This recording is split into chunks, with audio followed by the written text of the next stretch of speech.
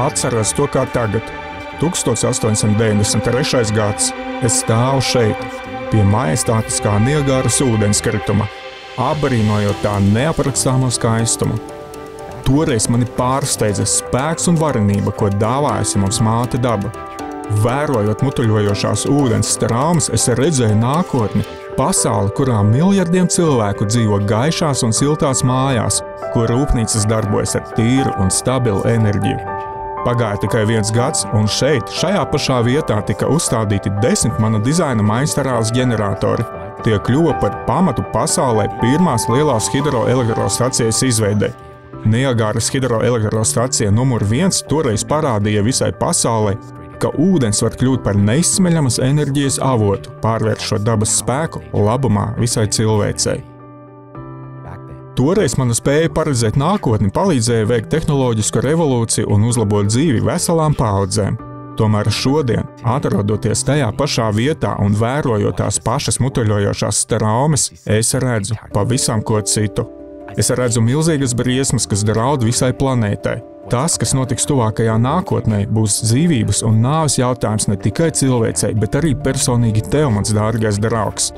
Šajā video ziņojumā es vēlos brīdināt visus, kas klausās, un pastāstīt, kā viņi var izglābt savu dzīvību.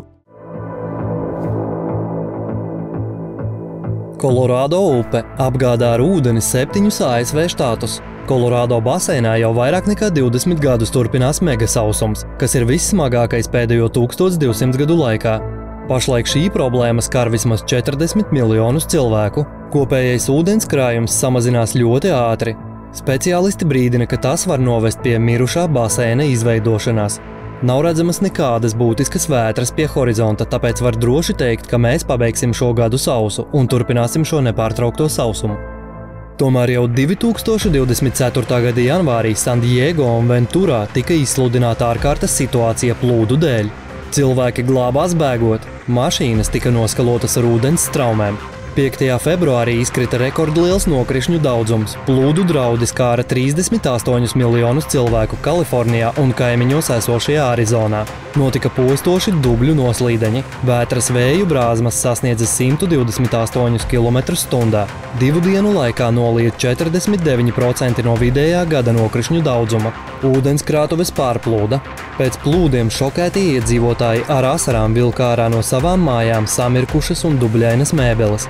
Šī diena kļuva par 4. vislietaināko dienu pilsētā pēdējo 175 gadu laikā. Kopumā klimata anomāliju skaits ASV pēdējā desmitgadē pieaug eksponenciāli. Mani sasniedza informācija, ka februāra 2024. gada plūda rezultātā Losandželesas ceļi pārvērtās upēs. 38 miljonu cilvēku dzīvības Kalifornijā un kaimiņos esošajā Arizonā bija apdraudētas. Kā jūs to iztēlojaties, cienījamie pēcnācēji? Kalifornija – vissausākais štats, un pēkšņi plūdi. Es papētīju šo jautājumu dziļāk. Izrādās, ka tas nav vienīgais gadījums. Klimata anomālijas pēdējos gados Amerikas teritorijā var uzskaitīt ļoti ilgi. Situācija sāsinās burtiski jūsu acu priekšā. Izskatās, ka jūs nevēlaties to pamanīt. Daži no jums varētu jautāt, kā tad ir citur pasaulē, piemēram, Eiropā? Vai tiešām šis klimata neprāts notiek tikai pie mums?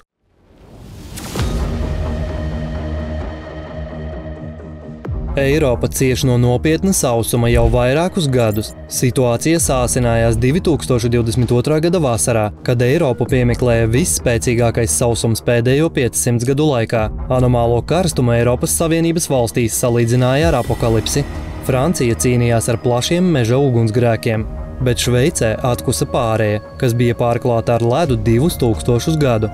Pēc aprēķiniem kopējie zaudējumi, ko ES valstis cieta ekstremālo laikapstākļu dēļ, sasniedza $20 miljardus.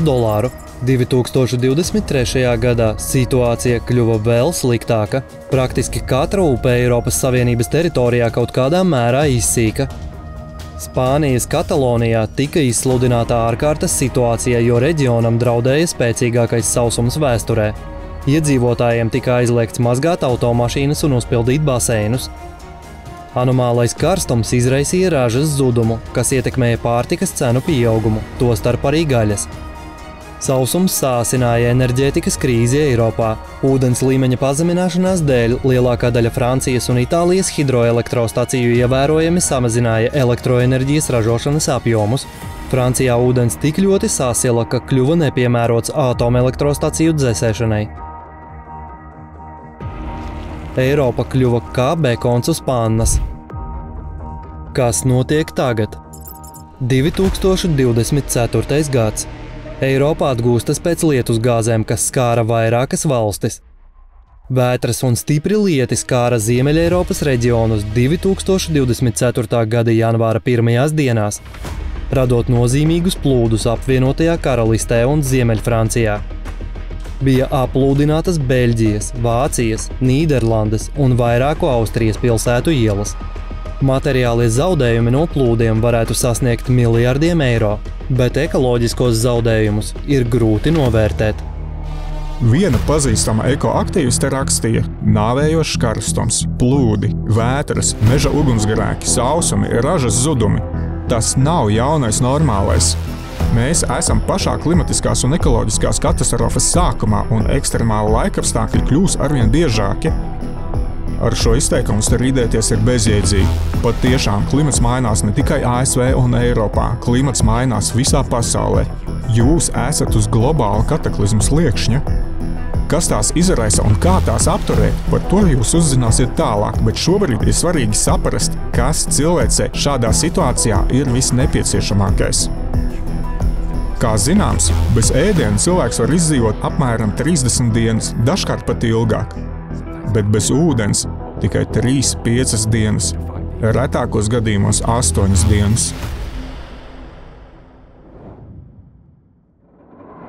Pētnieki ir atklājuši, ka šobrīd vairāk nekā puse no pasaules lielākajiem ezeriem un ūdenskrātuvēm satur mazāk ūdens nekā pirms 30 gadiem. Mazāk ūdens ezeros un upēs nozīmē mazāk ūdens cilvēku patēriņam, apūdeņošanai un rūpnieciskai izmantošanai. Zems ūdens līmenis apgrūtina elektroenerģijas ražošanu. Plūdi, kas seko pēc ilgstoša sausuma, situāciju neglābi. Ūdens nespēja iesūkties sausajā augsnē. Tā aizplūst kā pa ledu, noskalojot visu savā ceļā, izraisot plūdus, dubļu traumas un nogruvumus. Pēc pašām pieticīgākajām aplēsēm vairāk nekā 40% planētas iedzīvotāji 2030. gadā dzīvos reģionos, kur ūdens kļūs par deficītu. Ūdens lielajās pilsētās tiks piegādāts ierobežotā daudzumā, un tā kvalitāte pastāvīgi pasliktināsies. Sāksies epidēmijas, atgriezīsies viduslaiku slimības. Ūdens krīze izraisīs pārtikas trūkumu.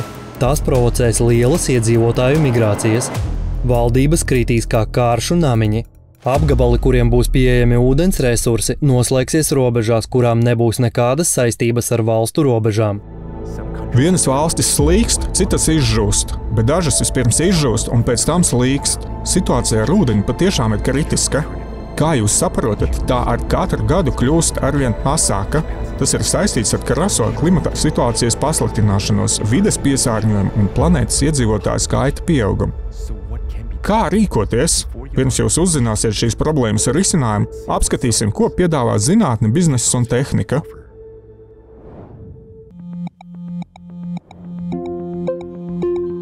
Lielie Amerikas ezeri.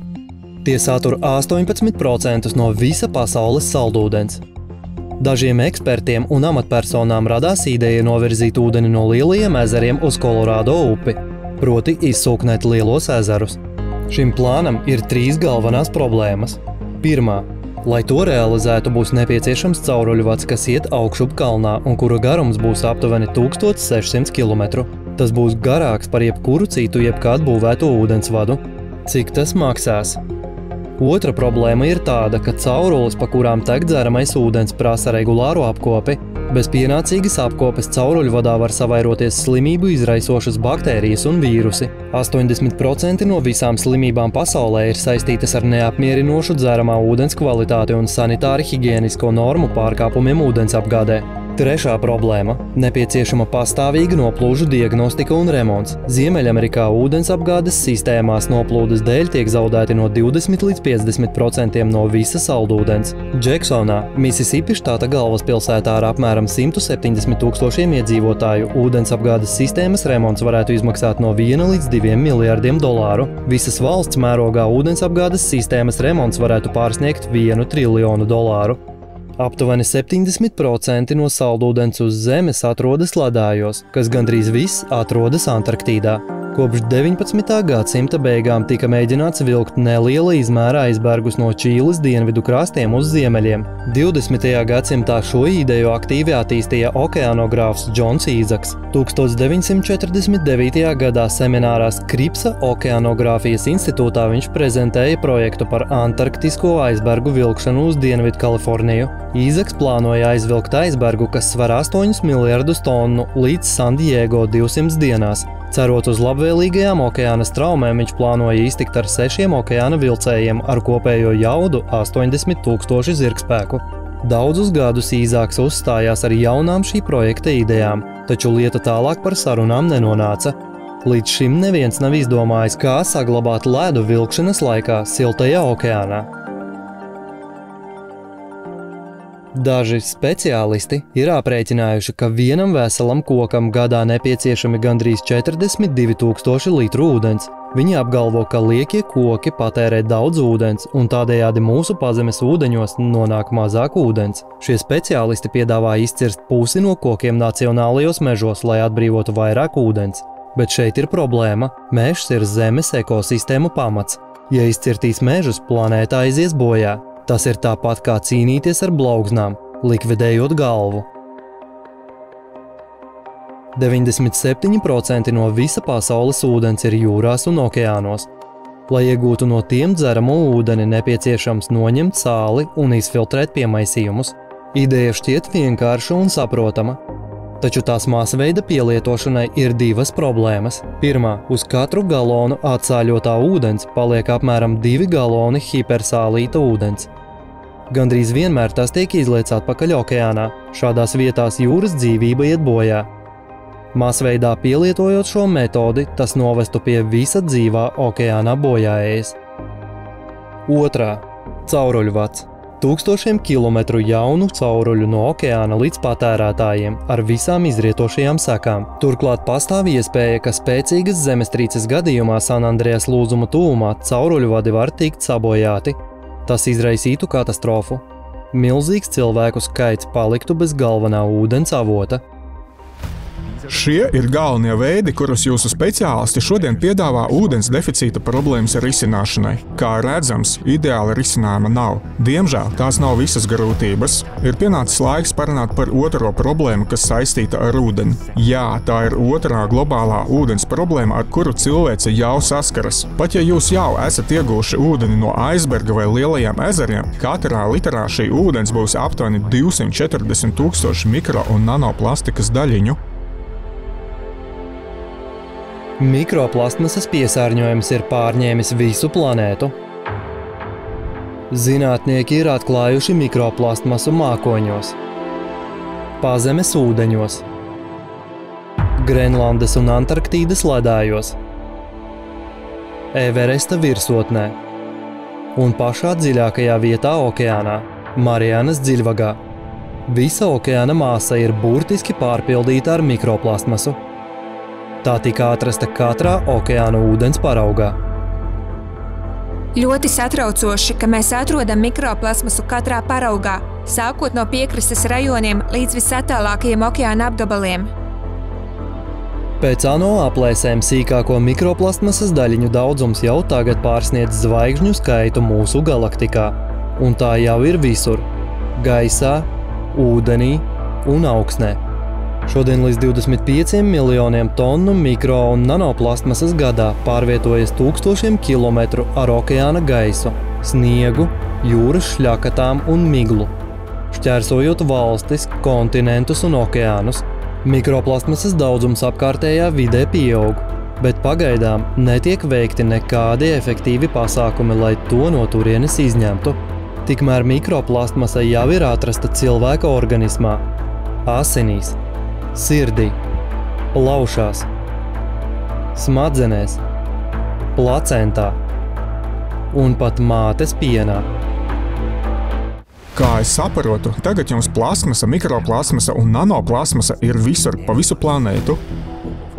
Diemžēl efektīvi veidi, kā attīrīt biosfēru no šīs nelaimes, jūsu laika zinātne vēl nav atradusi. Tikmēr plasmasas daudzums okeānā katru gadu palielinās par 8–10 miljoniem tonu. Šo izmešu apjoms pieaug līdz ar iedzīvotāju skaita pieaugumu, ar ko tas jums draud apstākļos, kad visā pasaulē sākas kataklizmas un ko ar to darīt. Pirmkārt, ir nepieciešams saprast, kas patiesībā notiek ar klimatu un kāpēc.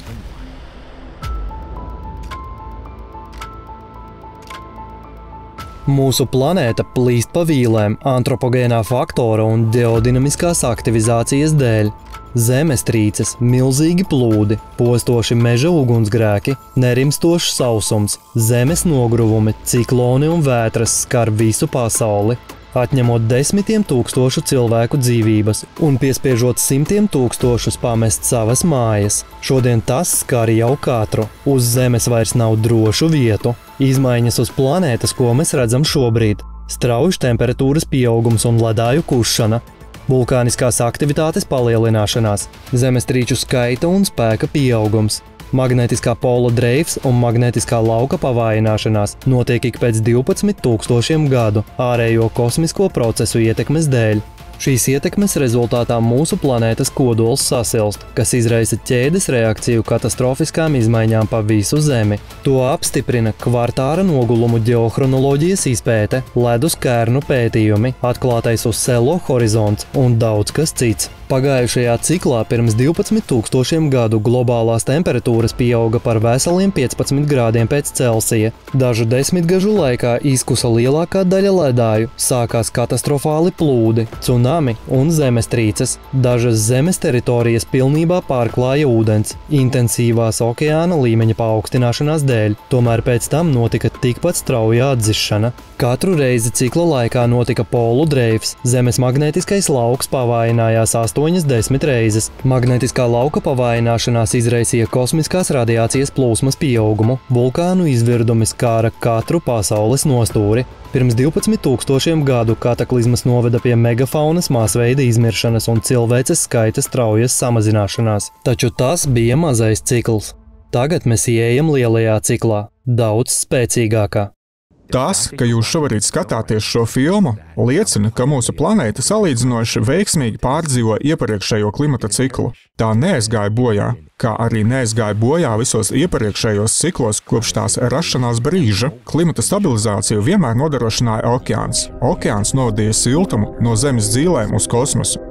Pašreizējais cikls var kļūt jums par pēdējo jūsu pašu antropogēnās ietekmes dēļ. Vai jūs saprotat, ko esat izdarījuši? 100% ūdens paraugu, kas ņemti dažādos dziļumos, bija mikro- un nanoplasmasas piesārņoti. Šī iemesla dēļ okeāns vairs nepilda savu galveno funkciju. No kondicioniera tas ir pārvērties par sildītāju. Tagad siltums paliek Zemes virsmā. Tas provocēja kataklizmu skaita un spēka pieaugumu. Vai jūs to neredzat, vai arī nevēlaties redzēt? Tad paklausieties, ko par to saka zinātnieki. Mēs sākām darīt to, ko līdz mums neviens nebija iedomājies. Ražot milzīgos daudzumos sintētiskos ogļūdeņražus, kas vairāk pazīstami kā plasmasa. Līdz mums okeānā nekad nebija plasmasas, taču kopš 1950. gada visa saražotā plasmasa uz planētas agrāk vai vēlāk nonāca okeānā. Tā kā plasmasa vidē nesadalās, tā paliek tādā pašā veidā, kāda tā ir. Lielākā tās daļa vienkārši sašķeļās mazākās daļiņās, kas pazīstams kā mikro- un nanoplasmasa. Šīs daļiņas pilnībā caurvīja visu okeāna masu. Praktiski katra okeāna lāse nes sev līdzi plasmasas nanodaļiņas. Sava specifiskā sastāva dēļ mikroplasmasai ir īpašība. Tā traucē okeāna siltumvadītāju spēju. Un šīs funkcijas traucējuma cēlonis ir antropogēnais faktors. Precīzāk, mūsu radītā plasmasa, kas tagad ir it visur okeānā. Tā vietā, lai izvadītu siltumu, okeāns ir kļuvis par siltu segu mūsu planētai, kurai patiesībā ir nepieciešama atdzešana. Anomāla okeāna uzsilšana, ar ko tas mums draud. Palielinoties pasaules okeāna ūdeņu temperatūrai, notiek pastiprināta mitruma iztvaikošana. Iztvaikojot, tas līdzi paņem siltumenerģiju no okeāna. Kad mitrais gaiss sasniedz vēsākus atmosfēras slāņus, ūdens tvaiki kondensējas, proti atkal pārvēršas ūdenī, veidojot mākoņus un galu galā lietu. Tā kā atmosfērā kļūst arvien vairāk mitruma, lieti pārvēršas par anomālām lietusgāzēm. Paradoks. Ja atmosfērā kļūst vairāk ūdens, kāpēc tad puse no pasaules cieš no sausuma? Iemesls ir tāds, ka sasilstot okeānam sasilst arī atmosfēra. Jo siltāks gaiss, jo vairāk mitruma tas var saturēt. Mitrums iztvaiko un ilgi tiek saglabāts atmosfērā. Ūdens ilgu laiku neatgriežas uz zemes nokrišņu veidā, kas noved pie ilgstošiem sausumiem. Beigu beigās, kad atmosfēra ir piesātināta ar mitrumu tik ļoti, ka vairs nespēj to saturēt, notiek bagātīgi nokrišņi. Tas ir iemesls vienlaicīgam ekstremālu sausumu un plūdu pieaugumam visā pasaulē. Tieši siltais okeāns un siltā mitrā atmosfēra palielina viesuļvētru postošo spēku. Ūdens, kas kondensējas atmosfērā, atdod gaisam visu uzkrāto siltumu, kas tika absorbēts iztvaikošanas laikā. Šis siltums kļūst par galveno enerģijas avotu tropiskajiem cikloniem. Kad vienā vietā apvienojas vējš, ūdens un siltums, tie iegūst briesmīgu un postošu spēku, un šādu anomālu parādību piemērus mēs novērojam tieši tagad. Fredijs kļuva par pirmo tropisko ciklonu dienvidu puslodē, kas pastiprinājās 7 reizes. Viesuļvētra Otis šokēja klimatologus, kad mazāk nekā 12 stundu laikā tā pastiprinājās no parastas tropiskās vētras līdz visaugstākās 5. kategorijas viesuļvētrai. Proti, tā pārlēca uzreiz par 5 pakāpēm tikai pusdienas laikā. Kaut kas tāds vēl nebija novērots. Ar pašreizējo okeāna sasilšanas tendenci uz Zemes drīz vairs nebūs drošu vietu. Sausumi, plūdi un viesuļvētras tuvākajos gados var padarīt dzīvi uz planētas nepanesamu. Lai jums būtu labāk saprast, kā tas darbojas, paskaidrošu klimata destabilizācijas mehānismu. Tas ir ļoti vienkāršs un to sapratīs pat bērns. Tātad Zemes zīle sasilst intensīvāk no kodola antropogēnā faktora dēļ. Kodola sasilšanu izraisa ārējā kosmiskā ietekme, kurai planēta tiek pakļauta ik pēc 12,000 gadu. Viesuļvētru, lietusgāžu un sausuma spēka pieaugums ir tikai sākums. Tieša kosmiskā starojuma ietekmei Zeme nonāks 2024. gada beigās.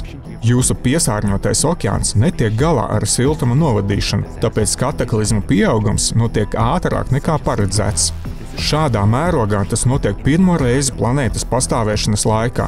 Ja situācija ar okeānu nemainīsies, kataklizmas iznīcinās visu dzīvo uz Zemes. Līdz neatgriezeniskajam punktam jums ir tikai daži gadi. Kas notiks pēc tam? Pēc jūsu zinātnieku aprēķiniem ar lielu varbūtību 2036. gadā sakarā ar dziļu pārkaršanu mantie var izkust. Tad notiks izrāviens Marianas dziļvagā, ūdens ieplūdīs dzīlēs, kas var novest pie sprādziena, kura rezultātā Zeme var zaudēt atmosfēru un aiziet bojā. Un tagad galvenais. Jums ir iespēja apturēt kataklizmas un novērst planētas bojājai. Atmosfēras ūdens ģeneratoru ieviešana dos laiku šīs vitāli svarīgās problēmas risināšanai. Apskatieties, ko par to saka paša šīs tehnoloģijas izstrādātāji. Kā strādā atmosfēras ūdens ģenerācijas tehnoloģijas? Katru dienu ūdens izsveigo no visu mūsu okeānu, jūru un ezeru virsmas. Kad tas paceļas noteikta augstumā virs noteiktas atzīmes, tas atdzies līdz rases punktam un pārvēršas par mākoņiem. Tad, protams, vējš šo mākoni aizsis. Kā tā temperatūra nokrītas zem rases punkta, tas kļūst par lietu un atkal maina stāvokli. Mēs taču neizgudrojam riteni no jauna, vai ne? Pašlaik ir 2, 3, ja ņemam vērā to kombināciju, bet būtībā 2 veidi, kā iegūt ūdeni no gaisa. Pirmais – ar materiālu starpniecību, piemēram, izmantojot tīklu vai mitruma absorbētāju, caur kuru tiek izvadīts gaiss, un tas būtībā vai nu uzsūc mitrumu, vai arī veicina tā kondensāciju. Otrs veids – gaisa temperatūras pazemināšana līdz rases punktam, lai ūdens dabiski kondensētos. Šī ir tehnoloģija, kas ļauj radīt ūdeni jebkurā vietā, jo šīs tehnoloģijas princips ir tāds, ka kondensāts veidojas uzsilšanas un atdzesēšanas rezultātā. Tāpēc neatkarīgi no tā, vai tā ir Naves ieleja Nevadas štatā vai Sahāras tūkstnesis, mēs tik un tā varam tur ģenerēt ūdeni. Tas nozīmē, ka mēs varam ģenerēt ūdeni jebkurā planētas punktā. Ierīces darbības princips ir šāds. Ienākošais gaiss vispirms tiek filtrēts. Ūdens kondensējas no gaisā esošā mitruma.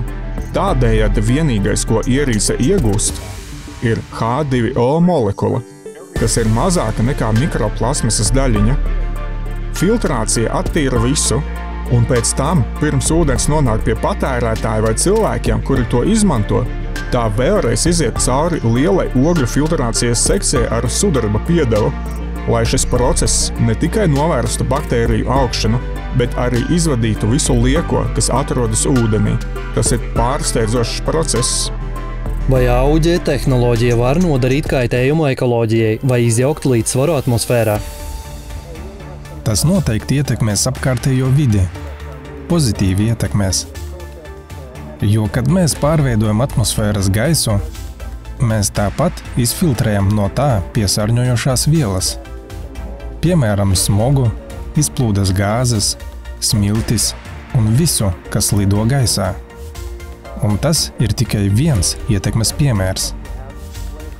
Kas attiecas uz ūdens saturu apkārtējā gaisā vai atmosfērā, tad, kā jau teicu, absolūti nav iespējams traucēt dabisko atmosfēras līdzsvaru, jo tā ir pārāk liela un pārāk spēcīga. Un pat ja mēs izveidotu neticami lielu mašīnu, kas pastāvīgi izsūktu ūdeni no atmosfēras, tā tūlīt pat, it kā ar otru roku, ņemtu ūdeni no Klusā okeāna vai tuvākās ūdens tilpnes. Piekrītiet, tas ir liels pluss, ka izmantojot atmosfēras ūdens ģeneratoru katrā mājā, jums vairs nekad nebūs nepieciešams izmantot plasmasas pudeles. Tādējādi, izmantojot atmosfēras ūdens ģeneratoru, mēs atrisināsim ūdens problēmu, samazināsim kaitējumu, ko rada plasmasas ražošana, samazināsim oglekļa dioksīda emisijas no transportēšanas un palīdzēsim apkārtējai videi atgriezties dabiskajā ciklā. Daži zinātnieki ir aprēķinājuši, ka katram temperatūras paaugstinājumam par 1 grādu ūdens saturs atmosfērā palielinās par aptuveni 7% vai tam līdzīgi. Tāpēc nav absolūti nekādu bažu, ka mums kādreiz pietrūks ūdens atmosfērā.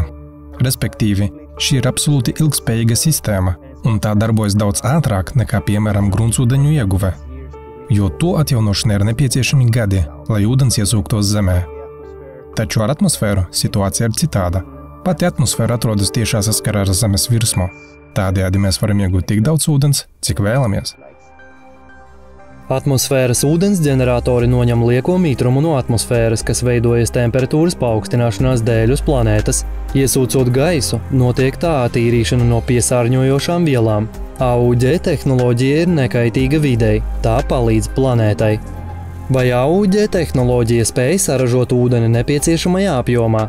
Pat ja katrs no 8 miljardiem cilvēku iegūs 100 litrus ūdens no atmosfēras, šis daudzums pilnībā tiks atjaunots, pateicoties izveikošanai. Tas ir tas, uz ko mums vajadzētu tiekties, jo šis ūdens ir tīrs un tas pieejams visur un ikvienam, un es uzskatu, ka mūsu pasaule beidzot ir atklājuši šo alternatīvu avotu. Es esmu izstrādājis un izveidojis tehnoloģiju, kas ļauj jebkurā vietā izvietot ūdens ieguves ģeneratoru no atmosfēras, kurš var ražot vairāk nekā 100 000 litru ūdens dienā. 200 000 litru dienā. Tas jau vairs nav grūti. Vienkārši viss ir rūpīgi jāpārdomā. Mans mērķis attiecībā uz šo tehnoloģiju ir dot cilvēkiem iespēju dzīvot tur, kur viņi vēlas, un viņiem nekad nebūs jāuztraucas par ūdens trūkumu. Jo kamēr mēs varam elpot gaisu, šajā gaisā, ko jūs ieelpojat, ir mitrums. Mēs esam izveidojuši jaudīgākus kompleksus, kuros pēc vajadzības var ražot vairākus tūkstošus galonu ūdens dienā, bet tajā pašā laikā proporcionāli pieaug enerģijas patēriņš. Tāpēc viss atduras pret jautājumu, kas mums labāk der – lielāki kapitālie izdevumi, lai iegādātos vairāk iekārtu, vai lielāki eksploatācijas izdevumi to darbībai. Atmosfēras ūdens ģeneratori var saražot jebkuru nepieciešamo ūdens apjomu, tostarp arī rūpnieciskām vajadzībām. Pašlaik šķiet visās valstīs dabiskie ūdens avoti tiek izmantoti maksimāli, un visur rūpniecība un ekonomika ir šķietami pielāgota tam ūdens līmenim, kas viņiem bija pirms 20-30 gadiem. Bet tagad gandrīz visur ir noticis strauji pavērsiens. Bet patiesībā vislielākā problēma ar ūdeni ir tā nepietiekamība apūdeņošanai. Aptuveni 70% ūdens tiek izmantots lauksaimniecības kultūru audzēšanai, pārtikas ražošanai, vai ne? Un tam ir milzīga nozīme. Ja jūs nevarat nodrošināt šīs nozares ar ūdeni, jūs varat aizmirst par dušas izmantošanu. Jūs nevarēsiet ēst, jūs nevarēsiet ražot pietiekami daudz pārtikas savām vajadzībām rūpnieciskā mērogā. Un es uzskatu, ka tas ļoti būtiski ietekmēs daudzu cilvēku dzīvi attīstītajās valstīs. Es esmu pārliecināta, ka šobrīd Kalifornijā ir ļoti daudz zemnieku, kurus apmeklē domas par pašnāvību, jo viņiem vienkārši nav iztikas līdzekļu ūdens trūkuma dēļ. Tāpēc kā viens no variantiem šādi ekstremāli apstākļi motivēs cilvēkus veikt pārmaiņas, jo, ja es, piemēram, aizietu pie zemnieka Kalifornijā, kurš ir zaudējis iztikas līdzekļus, un teiktu viņam, klausies, kā būtu, ja es palīdzētu tev uzbūvēt siltumnīcu, nodarboties ar hidroponiku? Es piegādāšu tev ūdeni, kas iegūts no gaisa, un tu varēsi atjaunot savu biznesu. Auģē tehnoloģija spēja mainīt pašreizējos lauksaimniecības principus un kļūt par nepieciešamu elementu praktiski visos ražošanas ciklos. Kā auģē tehnoloģija palīdzēs cilvēkiem globālo klimata pārmaiņu laikā? Ja runa ir par ūdens trūkumu vai, piemēram, par sāpīgo klimata pārmaiņu problēmu, vai arī par to, kā vislabāk parūpēties par cilvēkiem dabas katastrofas gadījumā, iedomājieties viesuļvētru, kas pēkšņi parādās un izraisa negaidītas problēmas kādā reģionā. Parasti viesuļvētras notiek ļoti siltos un mitros apgabalos. Kad tiek traucēta piegādes ķēde un ūdens apgāde, ir nepieciešams tūlītais risinājums. Tieši to var nodrošināt dažas no mūsu izstrādēm. Jūs varat izmantot savu enerģijas avotu vai arī iebūvētos avotus, kurus mēs esam arī izstrādājuši, lai palaistu iekārtas, sāktu ūdens ražošanu un nodrošinātu sevi ar vissvarīgāko dzīvības nodrošināšanas elementu pēc pirmā pieprasījuma. Un tas ir tas, ko mēs uztvērām ļoti nopietni un izstrādājam daudzus risinājumus. Atmosfēras ūdens ģenerēšanas tehnoloģijai ir milzīga nozīme dabas katastrofu seku likvidēšanā un palīdzības sniegšanā ārkārtas situācijās. Atmosfēras ūdens ģeneratori ne tikai spēja apmierināt cilvēku vajadzību pēc saldūdens, bet arī nodrošināt drošību globālo klimata pārmaiņu laikā. Kādas ir auģē iekārtu izmantošanas perspektīvas?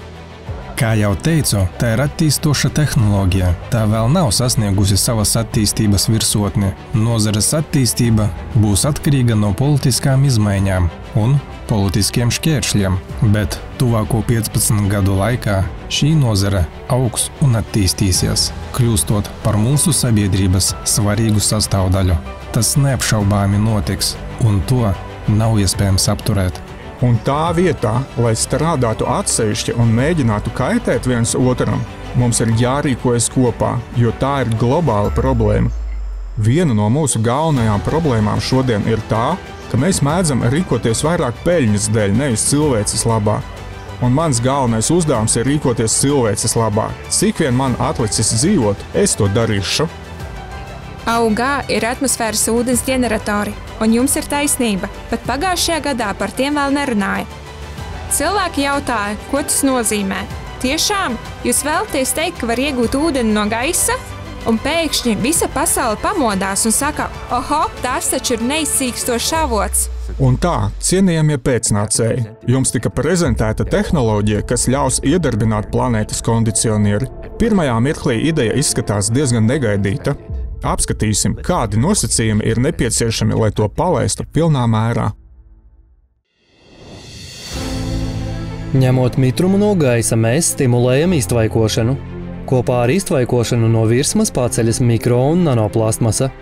Atmosfēras ūdens ģeneratori filtrē ūdeni un noņem no tā visus piemaisījumus. Masveidā izmantojot atmosfēras ģeneratorus, tie kļūst par mākslīgo filtru, kas iebūvēts planētas ūdens apritē. Dažu gadu aktīvas atmosfēras ģeneratoru izmantošanas laikā okeāns un atmosfēra būtiski attīrīsies. Okeāns atkal sāks novadīt siltumu atmosfērā, no kurienes tas aizies kosmosā. Tas mazinās postošo kataklizmu ietekmi. Papildus tam intensīvā iztvaikošana atdzesē okeānu. Tas darbojas tieši tāpat kā mājas leduskapis. Masveida atmosfēras ģeneratoru izmantošana atdzesēs atmosfēru un padarīs to mazāk mitru. Rezultātā samazināsies viesuļvētru un vētru spēks, samazināsies ekstremālo nokrišņu daudzums. Tas saglabās miljoniem dzīvību un ļaus izvairīties no miljardiem dolāru zaudējumiem. Atmosfēras ūdens ģeneratoru tehnoloģija ir vitāli svarīga ikviena izdzīvošanai, taču tai ir vājā vieta – enerģijas patēriņš. Ražotāji lauza galvas, kā padarīt savas iekārtas ekonomiskākas un rentablākas. Uz tām tiek uzstādīti saules paneļi. Tas ir risinājums mazajiem atmosfēras ūdens ģeneratoriem, bet rūpnieciskā mērogā globālo klimata pārmaiņu laikā šīs risinājums nav pietiekami efektīvs un dažkārt ir pārāk ievainojams. Nepieciešams alternatīvs, jaudīgs, ekoloģiski tīrs un galvenais lēts enerģijas avots. Un ko darām mēs? Patiesībā, ja tā padomājam, mēs nedarām neko citu. Mēs pārvēršam kinētisko enerģiju elektrībā. Un kā mēs to darām? Vienkārši izstrādājot pārveidotāju, kas balstīts uz materiāla, kurš eksistē tikai dažas desmitgades, var teikt, dažus gadus. Tas tiek saukts par grafēnu. Mēs atklājām, ka mums ir dažādi materiāli ar divām dažādām vibrācijas īpašībām – silīcijs un grafēns, kas vibrēs simtiem reižu spēcīgāk. Un tikai pateicoties šo materiālu vibrācijas īpašību atšķirībām darbojas šī tehnoloģija, kuru sauc par divdimensiju materiālu. Tātad mums ir divdimensiju materiāls un trīsdimensiju materiāls, kas ir izveidots priekšā un aizmugurē. Divdimensiju materiāls mēģina kustēties un dot impulsus. Un šeit mēs atgriežamies pie parastās fizikas. Fizikā to sauc par šķērsvirziena izkliedi, ja runājam par elektroniem. Tad elektronus vienkārši jānovirza vienā virzienā. Lai to izdarītu, neiedziļinoties pārāk dziļi tehnoloģijā, virsmas tiek legētas. Rezultātā elektroni sāk plūst vienā virzienā. Un tas nozīmē elektrību. Un šis enerģijas ražošanas veids, izmantojot oglekļa vibrācijas uzvedību, kas ir patentēts process, ir tā sauktais grafēna sandvičs. Pareizāk būtu teikt Multilayer Graphene Microvibration Energy Cell. Jā, protams, tas ir sarežģīts termins. Tāpēc mēs to nosaucām vienkārši par neitrino enerģiju, kas izraisīja lielu pretestību, jo lielākā daļa cilvēku teica, ka tie ir traki cilvēki, kuri vēlas noķert neitrino. Es vēlētos izmantot šo iespēju, lai izskaidrotu viņiem un visiem klausītājiem un skatītājiem. Mēs neķeram neitrino. Neitrino iziet cauri ķermenim, mēs tos neķeram. Tomēr neitrino spēlē noteiktu lomu. Šodien mēs to zinām. Tie dod nelielu impulsu atomu kodolā, bet mēs izmantojam pilnas vibrācijas. Tādējādi mēs izmantojam visu neredzamā starojuma spektru. Lai sāktu okeāna attīrīšanas procesu globālā mērogā, visu ūdeni jums ir jāiegūst tikai no atmosfēras. Šodien pat ūdens ģeneratoru ražotājiem šāda mēroga uzdevums var šķist pārāk ambiciozs. Taču tiklīdz viņu rīcībā būs alternatīvs enerģijas avots, vispārēja atmosfēras ūdens ģeneratoru izmantošana kļūs tikai par laika jautājumu.